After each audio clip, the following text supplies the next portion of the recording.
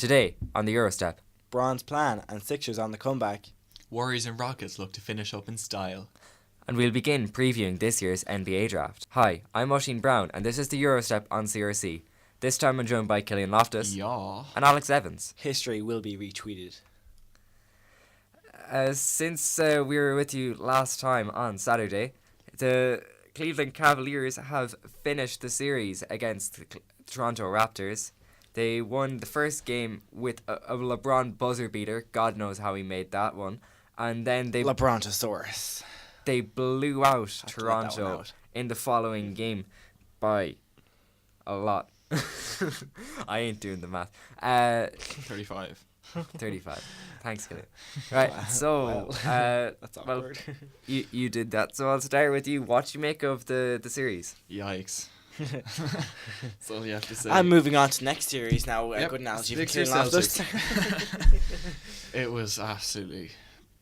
There were some close games, but still, you got swept. There's no two ways around it. It's kind of scary considering that the Pacers gave the Cavs a better series than the number one seed Raptors. There was a poll going around on Twitter, are the Raptors the worst one seed ever? Over 70% of people said yes, but I think a lot of that's just kind of heat of the moment. People are like, oh my god, they got swept. But, you know, we did say LeBron James is going to the finals. He's in the conference finals now. He's going to go further. It was just a complete no-show from everyone on the Toronto Raptors. In Game 4, DeMar DeRozan and Kyle Lowry were nowhere to be seen. DeRozan had only 13 points, Lowry had 5 and 10 assists, shooting pretty badly. Kyle Lowry shot 29% from the field. DeRozan 45% isn't bad, but you need more from your two stars who are supposed to be two of the best guards in the Eastern Conference, maybe one of the best backcourts in the NBA. They need more, and it's just looking forward to next season. Can they do it again with another year on Kyle Lowry? He's not the youngest guy, and same for DeMar DeRozan. It's not looking good. Yeah, just like to bring it back to something Killian said there. We said LeBron was going to the finals, and just thinking back in my memory, that both of you did say that the Raptors were going to beat the Cavs, but I mean, we I'm said not going all year to LeBron hold was you going back to the too finals. much on that one. You also said But Miami is going to the conference finals, so But you're Throw that kind of out there. fan, like come on, throw that out there. speak it into existence. Next year's the year. Yeah, LeBron just absolutely continues to haunt the Raptors for the past few seasons. There was a pretty wild stat going around there that this is the first time that the Raptors have lost 4 straight in the playoffs since last year, when they lost 4 straight in the playoffs to Cleveland as well. They've been sent home by the Cavs the last 3 years running, and they just can't seem to find a way around LeBron. And this was supposed to be their year. DeMar DeRozan said that we're going to treat this like this is our last year. And after what we've seen these past few years, I wouldn't be surprised if it is. People saying that you got to look at Dwayne Casey and what he's doing. The same thing with LeBron every time is not working. This new team ball, completely out the window. Whatever you say about the regular season, the playoffs is different completely. That being said, all on the Raptors side is whatever. But this man, LeBron James, is a different animal. We saw the stats, I think everyone saw them, where LeBron's totals were as good as, if not better, than Lowry's and DeRozan's combined, which, as Killian said, one of the best backcourts in the league. It's, for one player to do such thing, I know Lowry and DeRozan played poorly, but that's wild. Yeah, just that stat Alex referred to. LeBron James scored 136 points compared to 138 from DeRozan and Lowry combined. His 33 rebounds compared to their 30. His 45 assists compared to their 46. He made 57 out of 103 shots from play. They made 53 out of 108. So I think I'd take LeBron over those two any day of the week. What you mean? 100%. Even in Game 4, by his standards, LeBron didn't play an incredible game. 29 points, 8 rebounds, and 11 assists isn't that good for LeBron James, but everyone else, it's an amazing game. He shot very well, but 0 for 3 from 3. It was really the other guys who helped make the game an absolute blowout. Kevin Love at 23 and 6, George Hill at 12, J.R. Smith 15, and Kyle Korver at 16. All around good performance from the Cavs, and they've gotten a lot better as the playoffs have gone along, and it'll be interesting to see what they can do in the conference finals when they're going against the Celtics. Yeah, that's 5 big wins for the Cavs now in a row, and going into the Celtic series, both teams are, fair to say, they're pretty hot. They're as hot as they're going to get all year, and it's certainly looking up to be an interesting matchup. I like how we both completely disregarded the Sixers having any chance. Oh, yeah. We'll get on to them in a minute. I just I'd like to refer you to this poll that the starters put out just less than an hour ago. They said, should the Raptors fire Dwayne Casey? 36% said yes. Now, I know that's the minority, but it's still much more than you'd think is warranted, surely. I think a bit of that is kind of like I mentioned earlier, just heat of the moment. People are like, oh my God, the Raptors got swept. Yes, they should fire Dwayne Casey. Of course not. He's a good coach. I think he might be slightly overrated as a coach, but he's still a great coach. There's no doubt in that. Why would you fire one of the better coaches in the NBA, even if you had pretty disappointing playoffs? Yeah, I think you just need the only reason you need to look at Dwayne Casey is for the fact that maybe the players aren't taking on board what he's saying. Obviously, during the regular season, they look fantastic. One of the best teams, if not the best team in the league, maybe only after the the Rockets and the Warriors. But come playoff time, Larry and DeRozan, as we've seen, well, DeRozan specifically, Larry wasn't as poor as we've seen him in years prior, but DeRozan just completely shut off, and you need to kind of look at maybe a culture change there in Toronto, like what we might see in the likes of Washington, Oklahoma, Miami maybe, where they just need to get rid of some players, change it up and go in something fresh, because what they've been trying just hasn't been working as of late.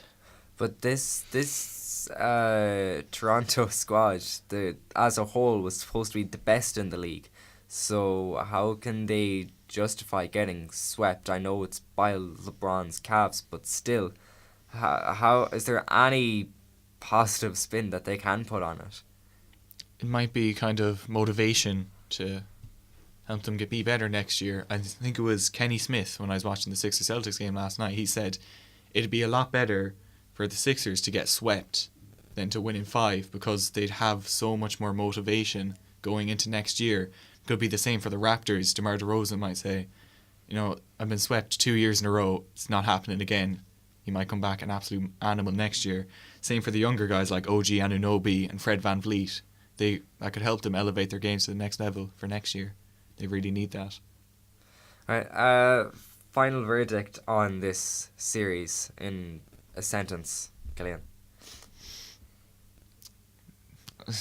My first word when you ask me, yikes.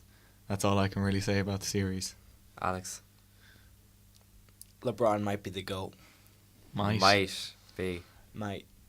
See, the only problem with this, just quickly, that my whole point about this whole GOAT argument is if LeBron's not playing right now, then they're really comparable. It will be LeBron James, don't get me wrong, but right now, it's close. I mean, we'll have this argument in the summer, so.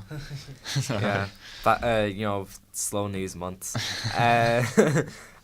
Moving on, the Sixers got a game back against the Boston Celtics last night after the Celtics won on overtime on Saturday by 101-98. Marco Bellinelli's amazing shot to bring it in heart attack to overtime, but the confetti man went wild. We thought it might be the only chance they'd get to have the confetti, but then they won last night by 11. See, I did the math there. Go me. So, Alex, I'll start with you. What do you make of the last 2 games? Yeah, game 3 in Philadelphia, the first game, went pretty much as I thought. I thought it was going to be a close game back in Philly. The crowd was really going to help them, and it was. It really came right down to the wire. And I think the Sixers were lucky to get the way they did. They had a lot of mistakes down the stretch in that game, and it really shouldn't have been as close as it was. The Sixers should have had that game wrapped up in regulation, but few mistakes. They let it slip. They let Horford get a steal and Celtics got them easy buckets on the fast break, and it took some heroics from Marco Bellinelli to even send it to overtime, where again they led, and again they let it slip. But that's always going to happen with a young team. Like, they weren't expected to be this good this year at all. They were supposed to maybe just make the brink of the playoffs and maybe come up against a top tier side and win a game or two in the first round. And that was all. They've already exceeded them expectations. People saying before this series that they could even be going to the finals with the struggling Cavs, the injury riddled Celtics, and the Raptors not playing so great. But now I think that's pretty much all gone out the window. Mind you, Game 4, as Brett Brown said after Game 3, they weren't going to give up. They were going to look to make it the first ever time someone had come back from 3-0. And they looked good last night in Game 4, beating the Celtics by 11. There was a new lineup for the Sixers as TJ McConnell started, and he really put them over the edge. So it'll be interesting to see what happens in Game 5 back in Boston, where the Celtics have not lost this playoffs. Game 3 was absolutely great, as you talked about it. There's one reason and one reason only why the Celtics managed to scrape Game 3, and that's Brad Stevens. He was absolutely incredible. I think Chris Forsberg made a comment on this. I think you could say Ben Simmons helped them as well. A little bit. Chris Forsberg made a comment on this. Most coaches see 3 timeouts. Brad Stevens sees 6 free points. He's absolutely incredible at drawing up plays out of the timeouts. We saw Jaylen Brown. He had a layup off a really good play, and then the game winner with Al Horford, an absolutely brilliant play to take away Embiid and all that, just to leave Covington on an island. Altogether, it was a great performance. They played a lot of defense and they had a lot of heart down the stretch. It's just credit to the whole team. Game 4, on the other hand, was scary. It was a terrible performance from the Celtics. The Sixers kind of changed their style. They shot a lot less three-pointers. They still shot a fair few, but they shot less than normal. They took a lot of paint shots, especially Dario Saric. He was punishing Jason Tatum in the post all game long until he had Marcus Morris on him, but by that point he was hot. You talked about TJ McConnell. He was great. There wasn't really anyone guarding him. Most of the focus was on Embiid, Simmons, Saric and Redick, so he kind of had a free lane to the basket most possessions where he could dump it off to a Simmons or an Embiid. Altogether, it's poor performance from the Celtics. I saw a lot of fan pages saying that it's rigged. Refs are just saying no. If you ever have to blame the refs for a loss, your team mustn't be very good. It wasn't the refs' fault. Yeah, as Killian mentioned, that's a pretty big point. From a 3-point shooting team, the Sixers managed to get a pretty easy victory, only making 7 for 26 in total. And from what we saw, it was live and die by the 3 for the Sixers. But they slowed it down. As we saw the first 2 games, the Celtics weren't letting them get them 3-point shots off. They were staying home on all 3-pointers and giving them the 2s because, simple maths, 3s are better than 2s. So the Sixers, about time Brett Brown takes some initiative and goes to the hole, especially with his big man Joel Embiid, who is pretty much unguardable, I think, especially for a man who's afraid of the ball, and Al Horford.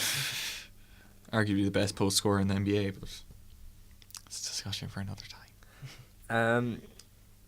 I suppose the player of the game last night, JJ Redick, I think he's bringing to this Sixers team the experience that just... I think you're looking at the wrong game.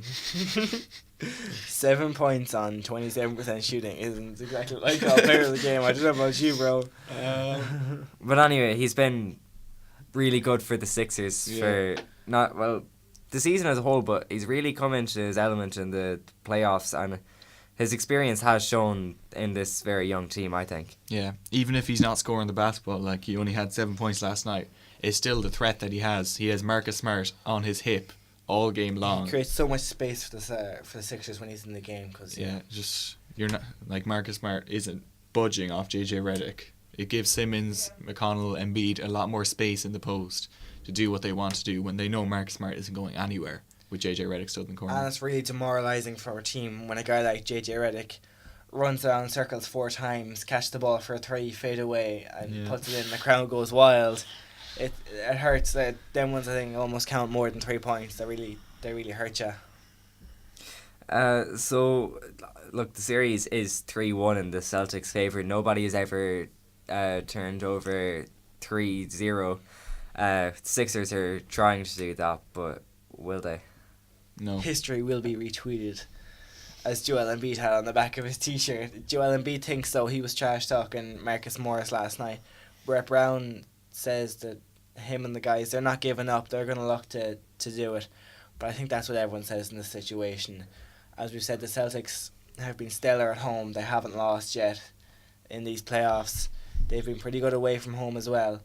So I think it'll be finished within 5. Definitely, they're not taking a game from us at the TD Garden. It's like you said, of course they're going to say that they're looking to come back. They're not going to say, yeah, the series is over. You know, we don't have a chance of winning this. It's just talk. They're not going to do anything. Celtics in 5. In 5? I mean, the Celtics are good enough to do it in 5, but... That being said, the Sixers are also good enough to come back and do it in 7. I wouldn't quite stretch that far, but they can make it a much more interesting series. You know, maybe bring it to 7. But if it did go to 7, that would be a wild game 7, I think. yeah, but Crazy. a game 7 in the TD Garden, I mean, Not a chance. I couldn't see the Sixers winning that one.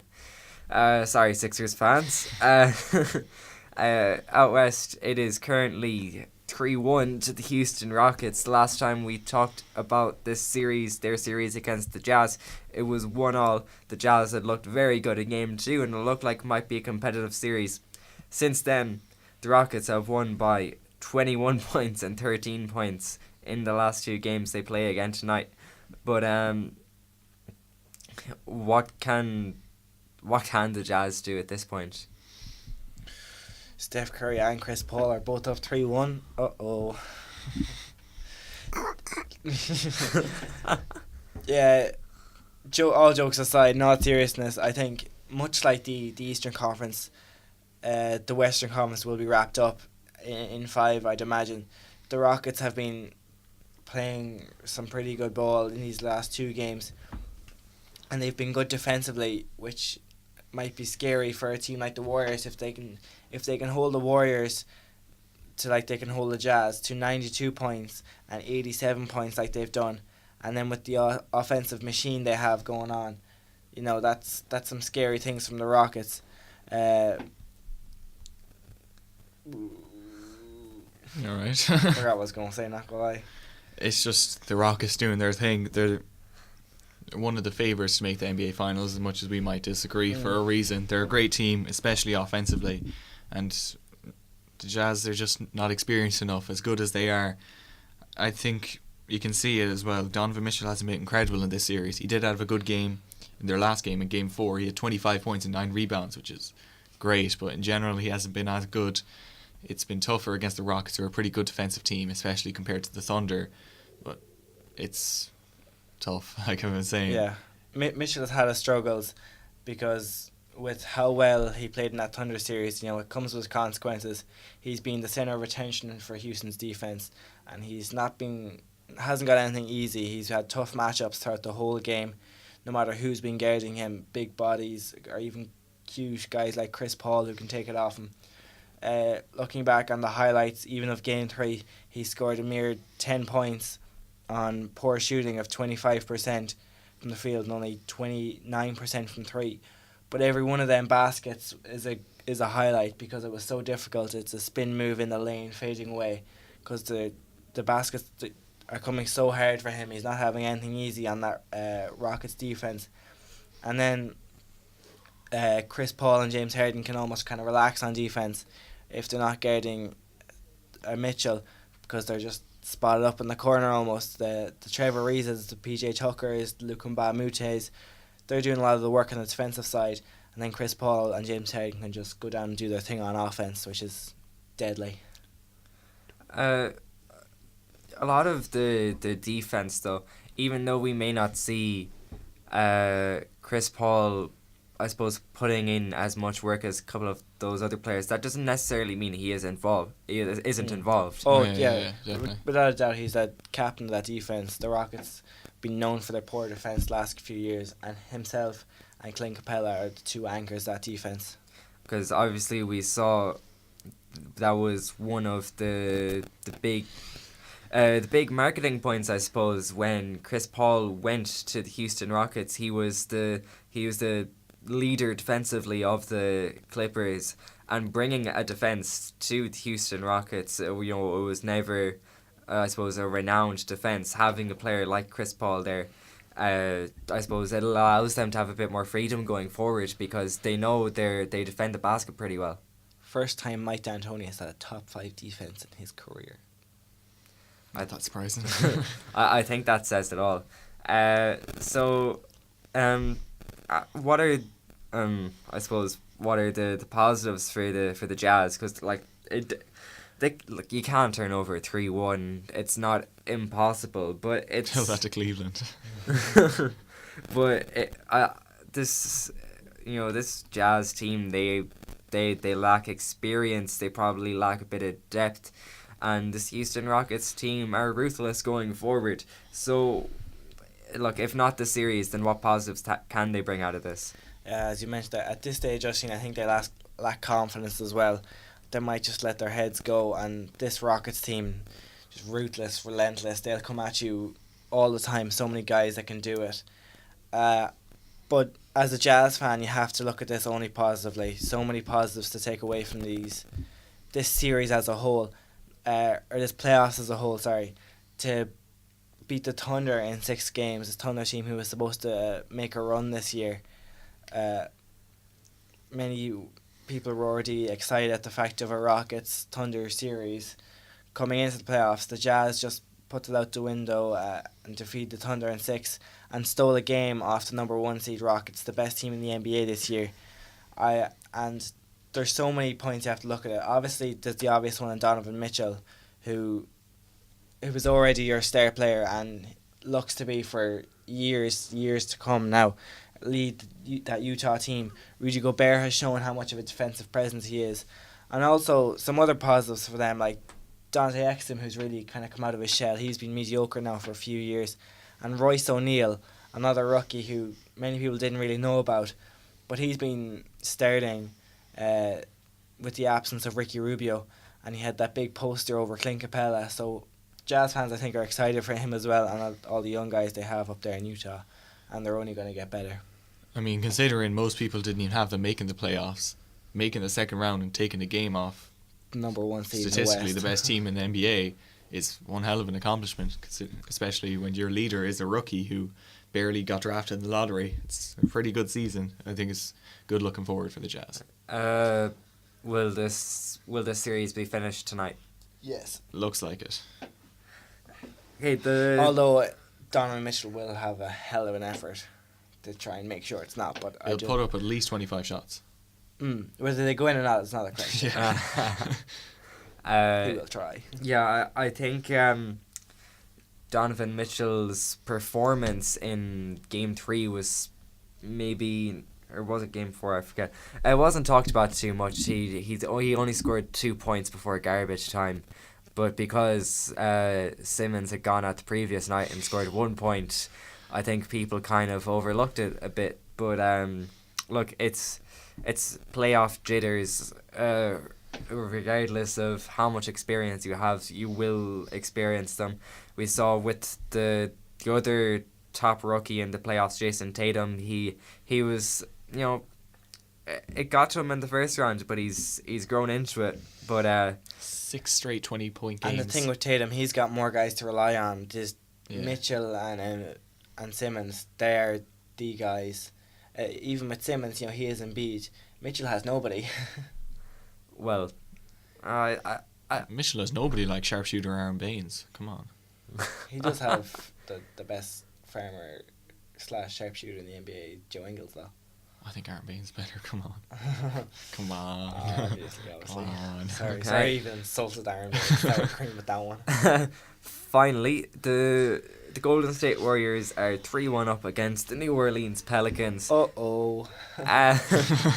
Not again. Oops, I did it again. No. Turn off his mic. The Pelicans took Game 3 in a very convincing fashion. They won by 19 points. But then the Warriors came back and blew out the Pelicans in Game 4. Could this be the last brilliant showing of playoff Rondo?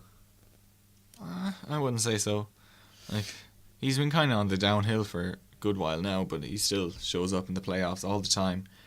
He did have an absolutely outrageous game in Game 3 to bring the Pelicans the blowout win over the Warriors. I don't know why this doesn't count as a triple-double, but 4 points, 10 rebounds, and 21 assists. Doesn't count as triple-double because 4 points is But, double, come like. on. 21 assists. If they, it's unfortunate. He'd have a lot more triple-doubles if that counted, but it just shouldn't. Anthony Davis had another monster game with 33 points and 18 rebounds. Mirotic 16-13, Drew Holiday at 21, Ian Clark at 18 against his former team. Just a great performance all around. And when you combine that with a poor showing from the Warriors, shooting 38% from the field and 29% from 3, it just wasn't good for the Golden State Warriors. They're going to have games like that where their shots just don't fall, and they're going to have to live with it. It's just how it is. Yeah, Game 3 was a great showing by the Pelicans, and they started to make people believe that maybe they could bring it back and tie it up with the Warriors. But Game 4 was a different story altogether. 26-point win for the Golden State Warriors. And right from the get-go, they weren't going to slip up, putting up 37 points to New Orleans' 22 in the first quarter alone. Kevin Durant put up 38 and 9. And just good defense, and going forward as well, holding the Pelicans to 98 points or 92 points doesn't seem like much, but when you look at it, the Pelicans shooting 36% from the field and 15% from 3, limiting them to 17 assists when Rondo had 21 the game before. You gotta look at it that way. It's just, Warriors not letting this one slip at all, and I think they will, much like the Rockets, finish this one off in 5. Yeah, I was just about to ask how many games, Killian, would you agree? 5 games. Yeah. They won Game 3 mostly because the Warriors were absolutely terrible at shooting the ball, and that's not going to happen every night with how elite the Warriors are. It's going to be finished in 5. I hope it goes further, but I don't see it happening. I hope they both get finished at 5 so we can move on to this Western Conference quicker. Yeah, actually true, yeah. Probably the best series in the playoffs, almost. Yeah, Celtics got finals. So that concludes our playoff roundup. So, in a week's time, the playoff lottery is going to happen. So, the draft lottery.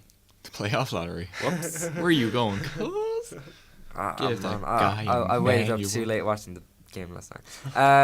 What do you mean? You watched the first quarter. But then I woke up later.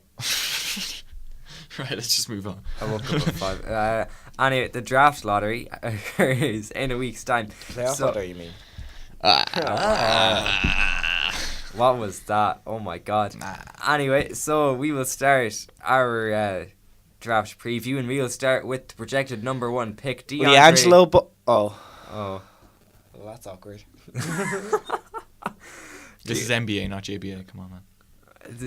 DeAndre Ayton is a freshman out of Arizona. He is 7'1". He plays as a center and a power forward. Although Arizona lost in the first round of March Madness, DeAndre Ayton was immense in the college season. He averaged just over 20 points per game, 11.5 rebounds, 1.5 assists, 61% shooting, and nearly 2 blocks per game. Crazy numbers. As it stands, the number 1 pick will go to the Phoenix Suns, but as we know with the lottery, things can change.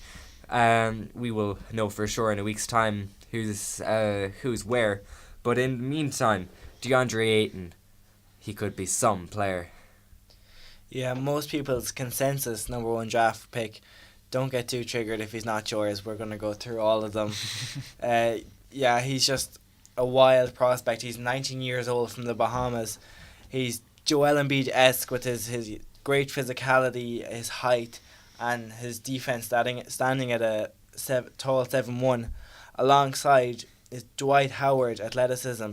The coach of the Arizona Wildcats, Sean Miller, said that DeAndre Ayton was the first ever player he saw touch the top of the backboard. which is, that's pretty wild. Something that Dwight Most of the Howard... stories you hear about Will Chamberlain. Yeah. He averaged 20 and 11, as Ushin said, for a freshman. And I was looking for a comparison to him to find a guy like him. And to put up stats like that, it's so hard to find. The closest I could actually find was Greg Oden, who was a one-and-done monster, to be fair, one of the greatest one-and-dones of all time. I think he was in the top 10 for Bleacher Report of one-and-dones. He put up 15, 11 and 3 blocks as he led Ohio State to the championship game. So that's the only really comparison that you can find. No one else as a big man, as a power forward or a centre, puts up the 20 points. It's really hard to find a great college big to put up such points, rebounds and blocks. Yeah, Aiton's an absolute generational talent. Most people say he's the best prospect since Anthony Davis, and then excluding Anthony Davis, the best one since LeBron James, which is extremely high praise for a guy like Aiton. He's an absolute monster. He's, like Alex said, his potential is combine a Joel Embiid with a Dwight Howard in his prime. That's one hell of a player. He's extremely long, he's extremely athletic, he's extremely skilled, and he's extremely mobile. It's a scary combo. He doesn't have the best jump shot right now, but it is pretty respectable for where he is in his career. If you compare it to DeMarcus Cousins, he had no jump shot coming out of college. Now he's pretty decent with his 3-point shot. He shot 34% in college, which isn't bad. On one attempt a game is, again, not great, but it's getting places. It'll The get there. He's a fact 19 he has a 19-year-old. shot, the fact he has some kind of shot as a 19-year-old centre is pretty respectable. More than Ben Simmons has. Yeah, true. And Mark Elfoles. And Lonzo Ball. Wow, that's scary. Like you're saying, absolute monster. The amount of awards he won in college as well is absolutely crazy. I'll just name out a couple.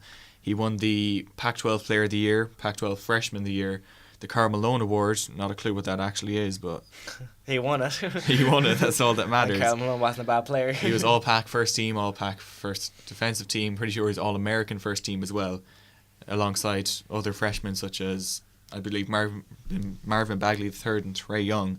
Some great competition to be with. He looks like one hell of a player, but it's really hard to tell with a guy so young how great he'll be. It's also really hard to tell like that. Playing in the Pac-12, obviously a pretty weak conference, and not only that, he has little to no help from his teammates. There's no one else or of any real relevance on that Arizona Wildcats team. No offense to anyone if you're listening.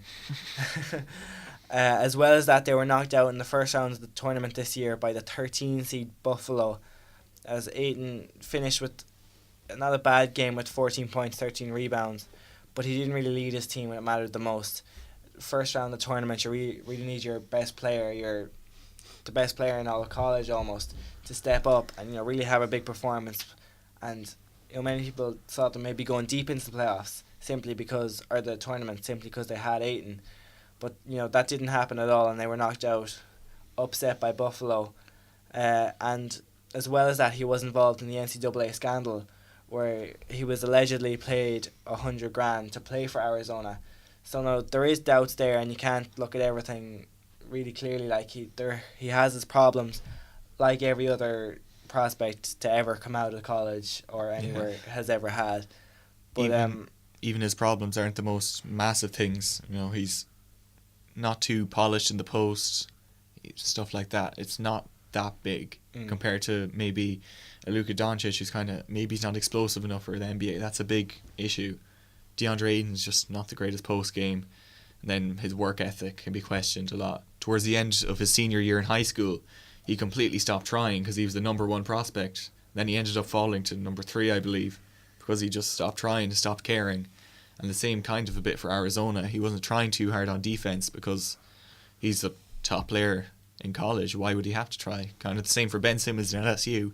He didn't care too much, and he still ended up the number 1 pick and possible rookie of the year. It's looking good for DeAndre Ayton, but it's too early. He's probably going to be the number 1 pick. And do we think that's fair enough that he is the number 1 pick? Depending on who gets it. If you're looking at a team like the Memphis Grizzlies, who I do have Marc Gasol, who has been there for quite some time, and they might not look to move him, and they might go for a guard to pair up with Mike Conley and Marc Gasol if they're going to try and make a run at going again next year.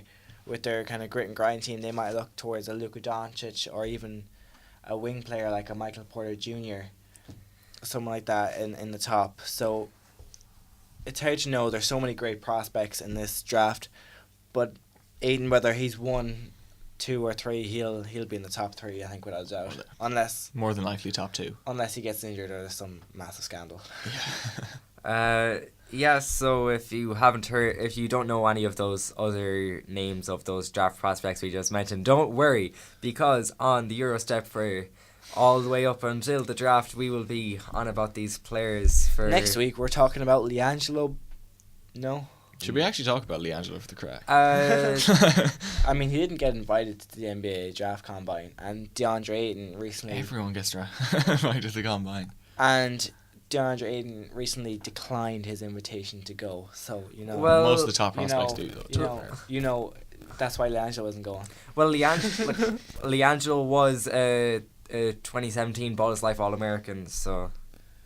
Just like Mac McClung. He's 2018 Ball is Life All-American. Yes. Yeah, but he's actually going to the NBA. Well, look, we will talk about LiAngelo right before draft day when we're going over the later picks in the first round. The memes. In the first round. We're like... Quick discussion. Do you think LiAngelo will be a first round pick? No, he's not. No. No, I'm not saying no. I'm not saying he he's will not even be in the top 100. I'm not saying he will be in the first round, but we're not going to go all the way through the second round picks because we just don't know. We don't know any of them. And to be fair, it's much more volatile the second round to pick players they could. Oh yeah. They draft on need in the second round. Talent is mostly what they draft on in the first round. Yeah. Just finally before we go, there was a report from Zach Lowe a couple hours ago. Saying that people around the NBA are saying that maybe OKC should trade Russell Westbrook. No. Look, Russell Westbrook is one of them players. He's like a LeBron James, a top tier player you want there for his whole career if at all possible. Last summer he signed that $205 million dollar extension on Kevin Durant's birthday of all days, and Russell Westbrook Day. And Russell, just in spite of that Durant move that we saw showing his loyalty to the great fans in Oklahoma. I don't think he'll want to leave. I think he'll want to stay there for as long as he can. But I think a lot of this has come into question with the recent bits we've seen about how Russell Westbrook might not help his teammates as such. Yeah, he puts up the assists and whatever, but it was that stat where the plethora of teammates he had who just improved completely in their points and their efficiency since leaving Westbrook. Yeah, I think you were talking about how Westbrook is a similar kind of player to LeBron James, and I think it's because you don't get rid of that player because he doesn't fit your team. You fit your team around that player. It's only so often you get a guy like Russell Westbrook on your team. It's usually through the draft that you get those kind of guys, and it's not that likely. There's only maybe one superstar for every draft. You see, obviously with 2003 you had 4 of them, but it's not that common to get a superstar in the draft.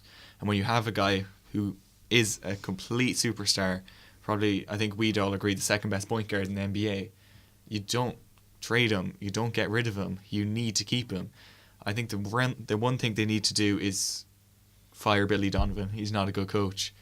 I've said before, and I stand by the point, they need to hire Mike Budenholzer. Maybe he can bring his kind of team basketball to OKC. If you could get Westbrook to buy in, it would be absolutely amazing. And if they sign Budenholzer, maybe Paul George might re-sign. Who knows? I think you don't trade Russell Westbrook. Come on. Well, unfortunately for OKC fans, they did recently announce that they intend to keep Billy Donovan next season. Oh my. Yeah, but just going back to the Westbrook point, you can't have Russell Westbrook, James Harden and Kevin Durant on the same team and let all 3 of them go without having much success at all, except one NBA Finals appearance. Likely to be 3 MVP winners on your one team, and you let them all go for it's not looking good. Next to nothing in return. Whenever you trade a guy like Westbrook, you're always on a losing end. Yeah, you're never going to get the same value. Top superstars never get their true value. Otherwise, they'll be shipping their whole team over, which just can't happen. No. Right. So I think we'll leave it there for today's episode. We will be back on Saturday with probably the conclusions to the rest of the playoff matchups for this round. In the meantime, make sure to like and subscribe on YouTube. Check out, thanks again to CRC for the studio. Check us out on social media. We are Team Eurostep on Facebook, Twitter and Instagram. And of course, if you enjoy our content, as always, please support us on Patreon. Hey. Until next time, that's going to be a goodbye from Killian, a goodbye from Alex, and a goodbye from me. Until next time, keep grinding.